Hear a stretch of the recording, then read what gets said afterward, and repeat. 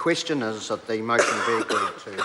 The Honourable Trevor Mallard. Mr Speaker, thank you. Again, I would like to place on record the support of the Labour Party for this appointment. And also I want to make a few brief comments about Philippa Smith before I sit down. Mr Speaker, unlike the previous appointment, there wasn't quite the even balance and strength other than Mr Sholem in the applicants for this appointment.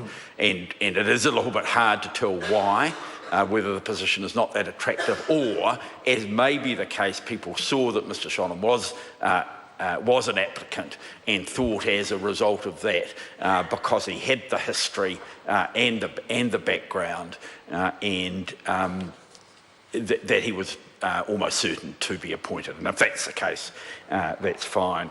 What became clear to the committee is that the new Deputy Auditor-General will not be a pushover for anyone.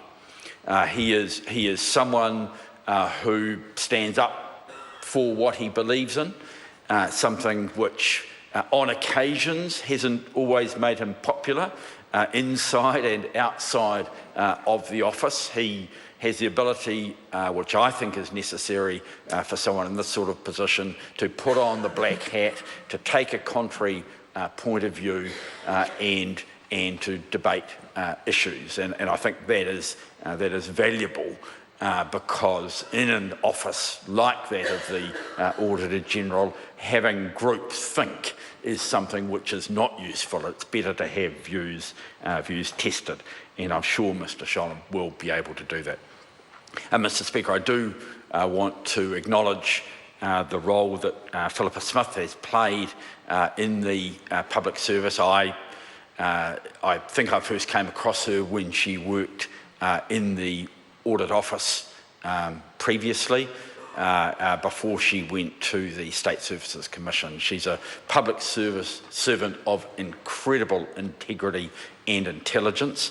I was State Services Minister during the majority of the time she was at the State Services Commission, and she was fearless in her legal advice and warnings, both verbal and occasionally in writing, to ministers of the day. And I think that was something which I found particularly valuable and on occasions chilling, and that again was something that's important. I'm not sure if we're meant to say this, but I would have thought that Philippa Smith is not yet at the point where it is appropriate for her skills to be lost to the state sector generally.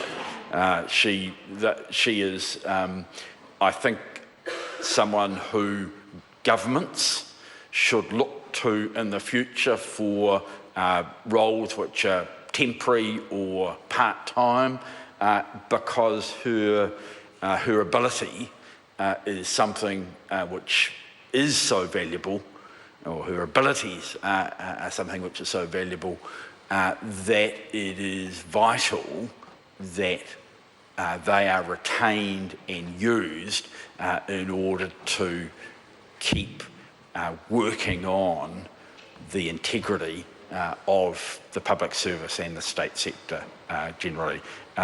If she's going into part-time retirement, I wish her well. Thank you, Mr Speaker. I call Kevin Haig. Mr Speaker, on behalf of the Green Party, I rise to support the government